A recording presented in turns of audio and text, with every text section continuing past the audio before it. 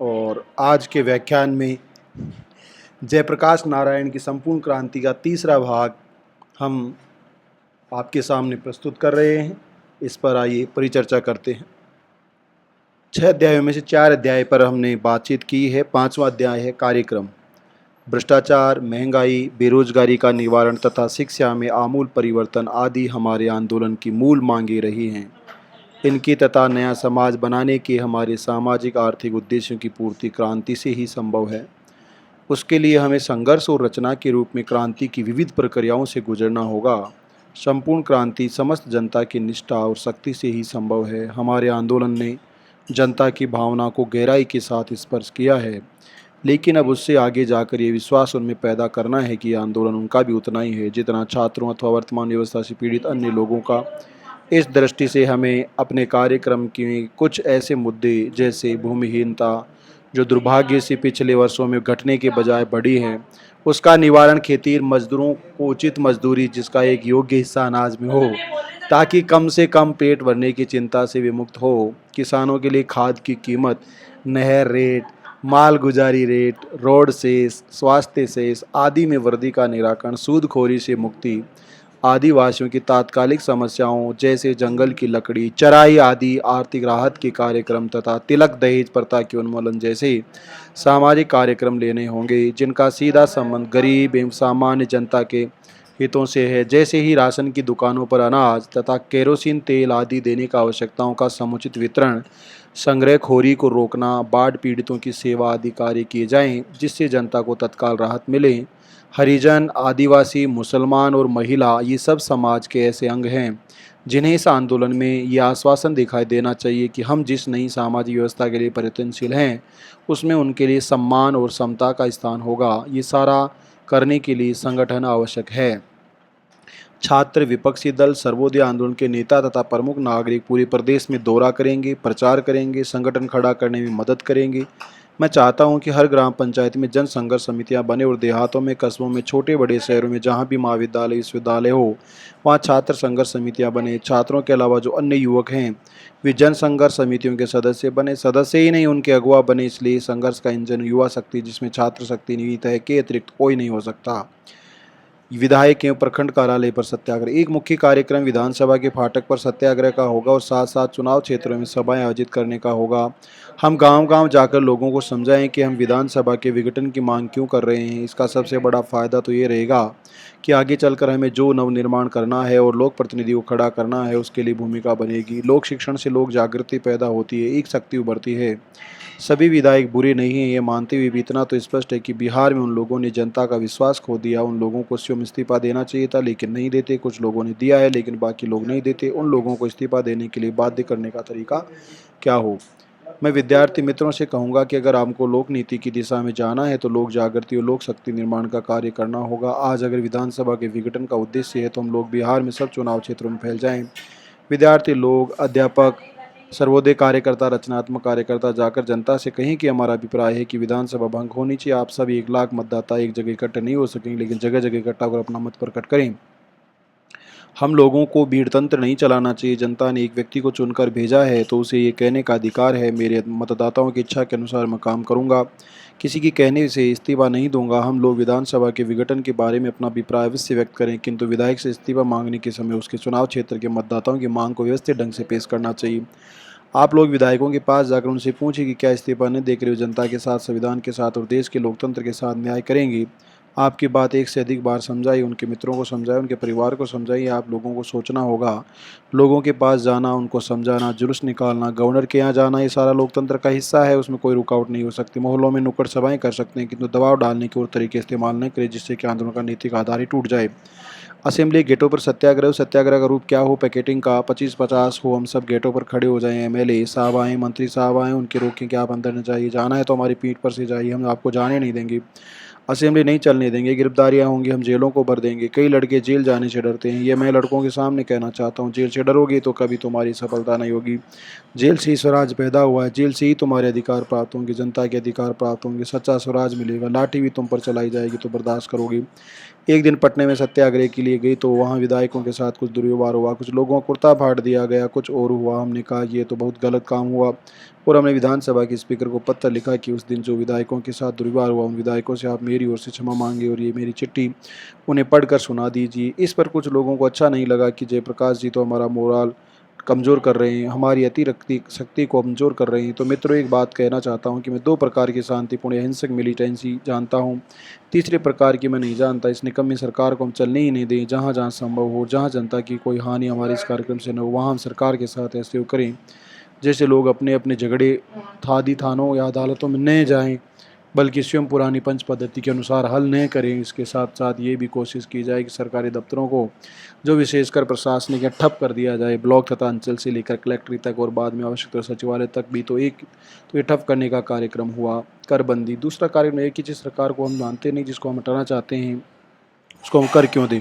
तो हमें करबंदी आंदोलन करना होगा। अभी तो कुछ चुने हुए करों को बंद करने का कार्यक्रम देना है। जैसे जैसे लगान सब कर प्रकार के शेष, सड़क शेष, शिक्षा शेष आदि साथ साथ ताका भी अदायगी बंद कर देनी चाहिए। इस कर बंदी आंदोलन का ये परिणाम होगा कि गिरफ्तारियां होंगी। जमीन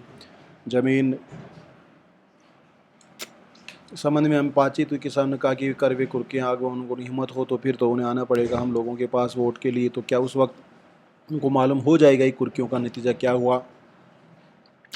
आखिर जब ये सरकार नहीं रहेगी और दूसरी सरकार बनेगी तो इसमें संदेह नहीं कि सभी कुर्कियाँ रद्द होगी, लोगों को ज़मीन जायदाद वापस होगी। ऐसा प्रयत्न होना चाहिए कि नीलाम हो, कुर्की हो तो भी ज़मीन खरीदने वाला कोई न हो, और ख़रीद भी लेता हो तो आंदोलन सफल होगा। तो फिर ज़मीन सूद के साथ वापस मिल जाएगी, डरने की कोई बात नहीं। बारदोली में कितनी कुर्कियाँ हुई थी, स्वराज के बाद सब ज़मीन उनको वापस मिली है। शहरों में भी जो टैक्स है, एक तो आबकारी का टैक्स, शराब की दुकानों की पैकेटिंग और भट्टियों से भी ज़्यादा महत्वपूर्ण सरकार का डिपो। वहाँ बैलगाड़ियों ट्रकों पर शराब लेकर जाते हैं, उनको रोका जाए, शराब निकाल कर सड़क पर गिरा दी जाए। दूसरा मनोरंजन कर एंटरटेनमेंट टैक्स, जो वहाँ सिनेमा घर पैकेटिंग करना चाह करे जनता। बिहार के अभूतपूर्व बंद के बाद जनता के पास इसके सिवा क्या विकल्प रह जाता है, वही सरकार को अस्वीकार करे और उसका चलाना असंभव कर दे तथा स्वयं अपना कामकाज चलाने का निर्णय करे। मुझे इसमें कोई संदेह नहीं है कि गांधी जी ने भी जनता से यही करने के लिए कहा होता, अपने ऊपर स्वयं शासन करना। और एक ऐसी सरकार को जिस पर जनता का विश्वास अब नहीं रहा, अपहर्ता प्रवंचक बन गई है, मानने से इनकार करना जनता का बुनियादी अधिकार है। यह इंदिरा जी तथा उनके लायक सहयोगियों की नज़र में खुला विद्रोह हो सकता है, परंतु ये तो शुद्ध और सरल जनता का लोकतंत्र है। प्रखंड में जहाँ अच्छा संगठन ने पार्टी का भी संगठन ठप करने के साथ साथ जनता सरकार, समानांतर सरकार शुरू करी। ब्लॉक स्तर पर जनता का राज। जनता सरकार कैसे बनेगी? जहां पर्याप्त जनशक्ति बनी है, जनता सरकारी कार्य को चलाया जाए। संभव हो तो गांव, पंचायत, प्रखंड तीनों स्तरों पर, अन्यथा उनमें से किसी भी स्तर पर जनता सरकार चलेगी। गांव के सभी बालिग स्त्री पुरुषों की ग्राम सभा बने। गांव के प्रतिनिधि को लेकर पंचायत की जनसभा बने। प्रतिनिधियों के चुनाव में महिलाओं, हरिजनों, मुसलमानों, गरीब वर्गों, जहाँ आदिवासी आबादी हो वहाँ आदिवासी उचित प्रतिनिधित्व मिले, इसका विशेष ध्यान रखा जाए। इसका यथासंभव प्रयत्न किया जाए कि अधिक से अधिक प्रतिनिधि तरुण और युवा हो। हर पंचायत के चुने हुए प्रतिनिधि या मुखिया को लेकर प्रखंड की जनसभा हो। ग्राम सभा और जनसभाएं अलग अलग कामों के लिए वैतनिक संचालक सुने। जनता सरकार का संगठन लोक नाराज के सिद्धांत पर आधारित हो। महत्वपूर्ण फैसलों में यथासंभव स्त्री पुरुष सभी वयस्क नागरिकों की हिस्सेदारी हो। जहां संभव हो गांव के सभी नागरिकों ग्राम सभा बने। ग्राम सभाओं के प्रतिनिधियों की पंचायत जनसभा बने। पुराने मुखिया जहां आंदोलन में शामिल हो वहां वही मुखिया रहे जहां पुराने मुखिया आंदोलन से अलग या पंचायत जनसभा मुखिया चुनाव करी। सभी पंचायतों मुखिया लोगों की प्रखंड जनसभा बने। जनता सरकार पहले चरण में मुख्य रूप से नीचे लिखे काम हाथ मिले। पुलिस थानों का बहिष्कार किया जाए। चोरी डकैती जैसे अपराधों की रोकथाम के लिए हर गांव में ग्राम शांति दल संगठित किए जाएं। जो मौजूदा जन विरोधी सरकार को किस प्रकार का कर नहीं दिया जाए। अगर कहीं सरकारी कर्जे की वसूली हो तो फिलहाल उनकी अदायगी भी नहीं की जाए। अगर ग्राम सभाएं, पंचायत जनसभाएं, प्रखंड जनसभाएं पूर्ण होने से फैसला करे तो सरकारी करों की अदायगी जनता सरकार को दी जाए। जनता सरकार उचित मूल्य पर जीवनोपयोगी वस्तुओं की समुचित न्यायपूर्ण वितरण की व्यवस्था करे। बाढ़ या सूखा जैसी प्राकृतिक विपत्ति पीड़ित क्षेत्रों जनता सरकार राहत कार्य अपने हाथ में ले। गांव गांव में ऐसा वातावरण बनाया जाए कि हरिजनों के साथ किसी प्रकार का अन्याय नहीं, उनके साथ समता का व्यवहार किया जाए। अन्याय का रूप है भी ये, उन्हें घरों से उजाड़ दिया जाता है, इसलिए यहाँ हरिजनों के बासमती के पर्चे न मिले हो वहाँ जनता सरकार अपनी पर्चे दे। जनता सरकार रोजगार बढ़ाने की विशेष प्रयत्न करे। सामाजिक बहिष्कार किया जा सकता है। सभी निर्वाचित प्रतिनिधि संचालय वैतनिक हो। जनता है विधानसभा के रूप में कार्य करेगी। ये जयप्रकाश नारायण का कार्यक्रम था जिसमें वो काम करें। मतदाता शिक्षण में लोगों को मतदान के बारे में और ज़्यादा से ज़्यादा ईमानदारी से वोट करने के बारे में जागरूक किया जाए। अन्याय के विरुद्ध संघर्ष करने के लिए अफसरों, कर्मचारियों, चाहे पुलिस के हो, किसी हो, घूसखोरी, भ्रष्टाचार, बेईमानी, चोर बाजारी जहाँ है उसके खिलाफ संघर्ष करना होगा। इसमें छात्रों का विशेष योगदान होगा जिससे हम अपने परिवर्तन के लक्ष्य को प्राप्त कर सकें। लोकतंत्र के लिए नहीं, सामाजिक, आर्थिक, नैतिक क्रांति के लिए संपूर्ण क्रांति एक बहुत ही महत्वपूर्ण कार्य है। कुछ गलतफहमियाँ ज़्यादातर छात्र हैं, इसलिए मैं छात्रों से निवेदन करना चाहता हूँ कि वो जो हिंसा का रास्ता है उसे अख्तियार नहीं करें, अपितु ज़्यादातर लोग इन मामलात में अटल बिहारी वाजपेयी ज़्यादा ब्रॉड माइंडेड मालूम पड़ते हैं। जैसे बांग्लादेश बनाने के बाद मुसलमानों पर खास असर पड़ा, उसी तरह आरएसएस के सोचने के अंदाज पर भी काफ़ी असर पड़ा और इस बात को समझा कि मुस्लिम मुल्क भी भारत का सच्चा दोस्त है। हो सकता है एक बात को मानते हैं कि बांग्लादेश के साथ हिंदुस्तान को मिलकर चलना है, शायद पाकिस्तान के बारे में कुछ और सोचते हो, लेकिन इन हालात का असर पड़ा है तो उनके बारे में जो राय है उस राय पर भी हमें ध्यान देना होगा। बिहार आंदोलन की सफलता से देशव्यापी आंदोलन का मार्ग प्रशस्त होगा। ये आंदोलन एक क्षेत्र से होगा, फिर धीरे धीरे ये संपूर्ण देश में फैल जाएगा। पर्वत पर चढ़ते समय नीचे खड़े हैं, पर्वत के तो छोटा पर्वत है उसी शिखर नज़र आता है, उस शिखर पर हम चढ़ेंगे तो उसके पीछे जो पर्वत था वो दिखता नहीं। जो इस प्रकार संपूर्ण क्रांति आरोहण की प्रक्रिया है, गुजरात के बाद बिहार स्थिति बनी रहेगी, ऐसे करके वह पूरे देश में फैल जाएगी। इसके सामाजिक, आर्थिक, राजनीतिक, सांस्कृतिक, शैक्षणिक परिवर्तन की बात जयप्रकाश नारायण कर रहे हैं। संपूर्ण क्रांति आंदोलन में सामाजिक, आर्थिक, राजनीतिक, सांस्कृतिक रूपरेखा मोटे तौर पर महात्मा गांधी की विचारधारा के अनुरूप होगी। गांधीयन तरीके से जयप्रकाश नारायण ने संपूर्ण क्रांति को संचालित करने के कार्यक्रमों की बात कही है। तरुण मित्रों से आह्वान, दुनिया के कई हिस्सों में अपने अपने देश का भाग्य बदलने के लिए छात्रों ने निर्णायक भूमिका अदा की है। थाईलैंड का उदाहरण हमारे सामने है। समय आ गया है तरुण शक्ति राष्ट्र मंच पर आगे आए और पैसा, असत्य, पाशविक बल के ऊपर जनशक्ति की प्राथमिकता स्थापना करने में तथा जनता की जीत कराने में कटिबद्ध हो जाए। युवकों में तेज है, उनके दिलों में आग है, जवानी का जोश है, कुर्बानी करने की तैयारी है। उन पर जिम्मेदारियां कम हैं और गृहस्थी चलाना, बच्चों का भरण पोषण करना, ऐसी जिम्मेदारियां तो बुजुर्गों पर हैं, युवकों पर नहीं। वे आगे बढ़ेंगे। आने वाली क्रांति की अगुवा छात्र और युवा। मैं इस निर्णय पर पहुंचा हूँ कि समाज में आने वाली जो क्रांति होगी निर्दलीय, शांतिमय होगी और उसमें अगुवा छात्र रहेंगे, युवा रहेंगे। छात्र शक्ति और युवा शक्ति की पिछड़ शक्ति होगी, उसके साथ साथ अगर नैतिक शक्ति जुड़ जाएगी तो फिर वह अजय हो जाएगी। तीनों शक्तियाँ ब्रह्मा, विष्णु, महेश जुड़ जाएं फिर तो इनका कोई मुकाबला नहीं कर सकती। इस निर्णय पर मैं पहुंचा हूँ। भारत की युवा शक्ति सोई हुई ऐसा तो नहीं कह सकती, लेकिन अधिकांश कॉलेज, यूनिवर्सिटी कुछ स्थानीय छोटे मसलों में लगी हुई है। भिन्न भिन्न पार्टियों के स्वयंसेवक बनकर उनके झंडे उठाने वाली बनकर रह गई है। उन राजनीतिक पार्टियों में जिस मात्रा में गतिशीलता, क्रांतिकारिता या नवनिर्माण का विचार है, प्राय उस अनुपात में युवक आगे बढ़े। इस प्रकार मैंने देखा कि देश की युवा शक्ति आज छोटे छोटे प्रश्नों में उलझी हुई है। मैंने आह्वान किया यूथ फॉर डेमोक्रेसी, लोकतंत्र के लिए युवा शक्ति, अन्य कहीं आशा का स्थान नहीं था। मैं करता भी क्या कुछ रहे, मैंने आह्वान किया और मुझे कुछ क्रांति के लिए 1 वर्ष 2। फिर गुजरात में छात्रों ने पहल की, राजनीतिक आंदोलन चलाया। ऐसे धीरे धीरे करके राज्यों में जो क्रांति है उसका प्रचार प्रसार होगा। अब अभिभावक लोग कहते हैं कि जयप्रकाश नारायण की बातें ठीक है, लेकिन सड़कों, कॉलेज से निकलने के लिए क्यों कहते हैं? एक वर्ष कॉलेज न जाओ उससे क्या माने है? लड़के का करियर खराब हो जाएगा। अरे क्या करियर खराब हो जाएगा? आज कौन सी शिक्षा मिलती है? शिक्षा लेकर के ही क्या करता है? आप जिस चक्के में पिस रहे हैं उसमें निकलने वाला रास्ता उन लोगों को खोजा और आगे बढ़ा रहा है। वो आपकी उनकी टांग खींचे। तो खुद तो किया नहीं कुछ, आपके बेटों ने, आपके पोतों ने कुछ किया तो उनके पीछे खींच रहे हो।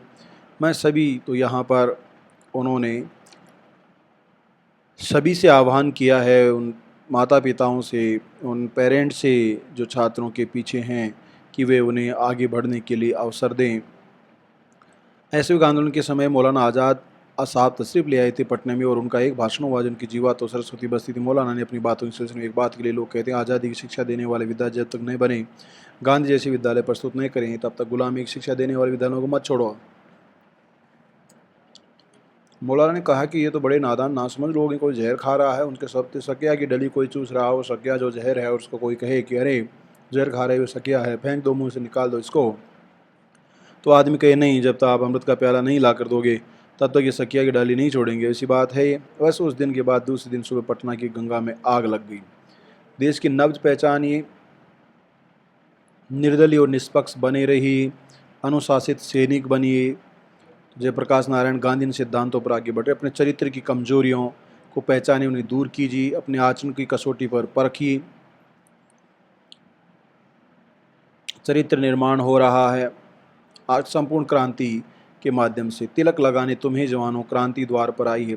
60 करोड़ की आबादी वाले इस देश में इस काम के लिए क्या आप कुछ हज़ार भाई बहन भी ऐसे नहीं निकलेंगे जो इतने निस्वार्थ, इतने साहसी और इतने दूरदर्शी हो कि अपने आप को इस ऐतिहासिक आंदोलन में खपा दे, नवयुग अपना हृदय टटोलें? क्या वे आराम की सुखद ज़िंदगी ही जीना चाहते हैं? मुझे पूर्ण आशा है कि इस देश में ऐसे काफ़ी तरुण तरुणियाँ हैं जो एक उदार ध्येय के लिए कष्ट में और संकट में जीवन का आलिंगन करेंगे। तिलक लगे नहीं तुम्हें जवानों, द्वार पर क्रांति द्वार पर आई है। Thank you so much. ये थी जयप्रकाश नारायण की पुस्तक संपूर्ण क्रांति के 6 अध्याय।